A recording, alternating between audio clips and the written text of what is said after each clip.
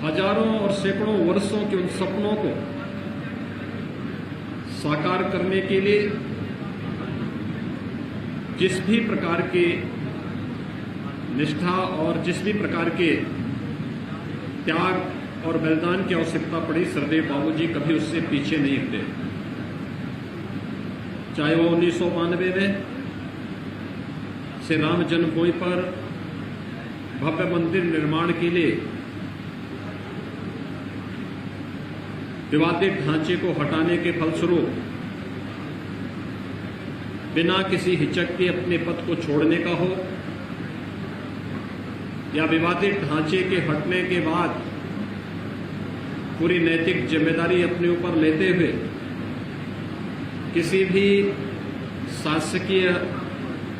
कर्मी के खिलाफ कोई भी कार्रवाई न हो, बल्कि इस पूरी जिम्मेदारी को अपने ऊपर लेने का रहा हो, या उत्तर प्रदेश के अंदर भय मुक्त, भ्रष्टाचार मुक्त एक ऐसी शासन व्यवस्था को स्थापित करने का जो गरीबों के लिए, वंचितों के लिए, दलितों के लिए, पिछड़ों के लिए, समाज के उस तबके के हितों के लिए जो वास्तव में शासन की योजनाओं का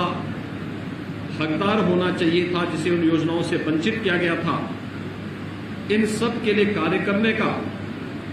सरदेव बाबूजी ने प्रदेश में स्वास्थ्य मंत्री के रूप में, मुख्यमंत्री के रूप में, प्रदेश के बाहर राजस्थान और हिमाचल प्रदेश के राज्यपाल के रूप में अपने शासकीय जिम्मेदारियों का निर्वहन भी उसी प्रतिबद्धता के साथ किया जैसे कोई अपने स्वयं के कार्य को जिस ईमानदारी और निष्ठा के साथ करता है। यह उनके साथ जुड़ा रहा और यही कारण रहा कि प्रभु श्री राम ने उनकी उस तमन्ना को भी पूरा किया जिसके लिए उन्होंने 1992 में मुख्यमंत्री पद से इस्तीफा देकर के विवादित ढांचे को हटाने की पूरी नैतिक जिम्मेदारी अपने ऊपर ली थी। राम जन्मभूमि आंदोलन के उन बिरले योद्धाओं में सरदेव बाबूजी भी थे जिन्होंने अपनी आंखों के सामने मर्यादा पुरुषोत्तम भगवान श्री राम के भव्य मंदिर निर्माण के कार्य को अपनी आंखों से होते हुए देखा है। आदरणीय प्रधानमंत्री जी के नेतृत्व में 5 अगस्त 2020 को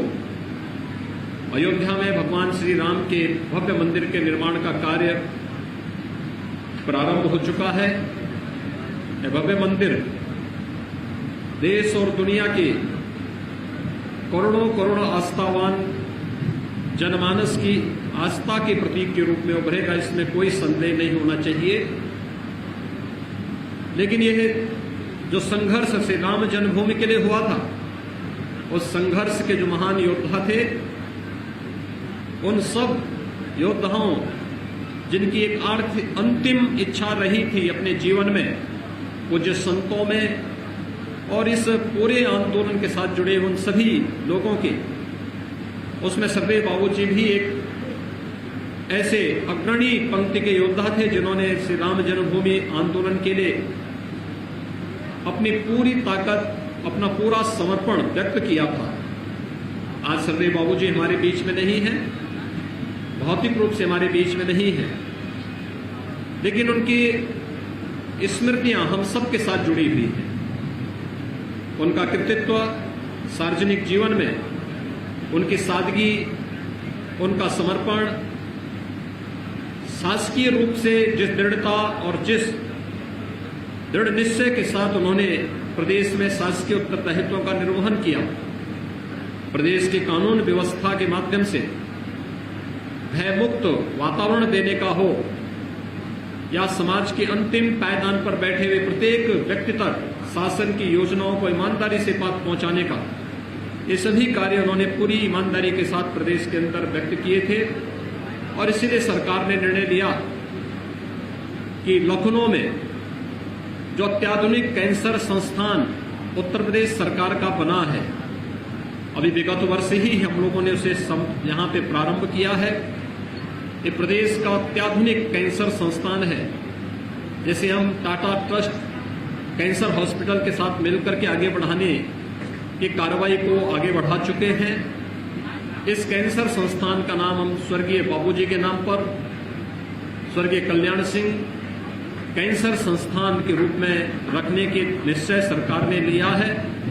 और अगले कुछ माह के अंदर सदैव बाबूजी की एक भव्य प्रतिमा भी उस परिसर में स्थापित करने की कार्रवाई संपन्न की जाएगी। इसके साथ ही प्रदेश सरकार ने भारत सरकार के सहयोग से बुलंदशहर में एक नए मेडिकल कॉलेज की स्थापना की कार्रवाई को आगे बढ़ाया है। यह नया मेडिकल कॉलेज जो अत्याधुनिक सुविधाओं से युक्त होगा, यह भी सदैव बाबूजी के नाम पर स्वर्गीय कल्याण सिंह राजकीय मेडिकल कॉलेज के नाम पर जाना जाएगा। अतरौली विधानसभा क्षेत्र सदैव बाबूजी के साथ 1962 से जुड़ा रहा है। यहाँ के लोगों के मन में अपार श्रद्धा का भाव सदैव बाबूजी के प्रति है। मैं अंतिम संस्कार के दिन भी इस दृश्य को यहाँ पर देख रहा था। जब 23 अगस्त को हम लोगों को यहाँ पर अंतिम संस्कार के लिए यहाँ पर आए थे, तब भी मैंने यहाँ के लोगों के आत्मीयता को, सदैव बाबूजी के प्रति उनके सम्मान और श्रद्धा के भाव को देखा था और आज भी मैं देख रहा था। कई कई किलोमीटर दूर से लोग पैदल चले आ रहे हैं। क्या श्रद्धा और समर्पण का भाव है। राजनीति में, सार्वजनिक जीवन में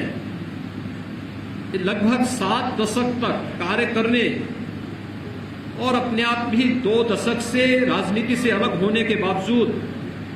इतनी श्रद्धा और समर्पण का भाव बिरला ही देखने को मिलता है। मैं यहाँ के नागरिकों के प्रति भी सम्मान का भाव व्यक्त करता हूँ, जिन्होंने बाबूजी को उनके अंतिम क्षण तक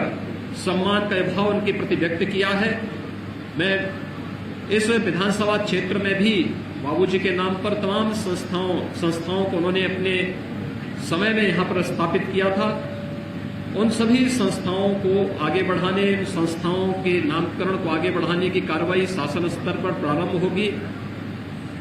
आज के इस अवसर पर मैं यहाँ के सभी नागरिकों से ही अपील करूंगा कि बाबूजी की इस विरासत को लोकप्रिय सांसद श्री राजवीर सिंह राजू भैया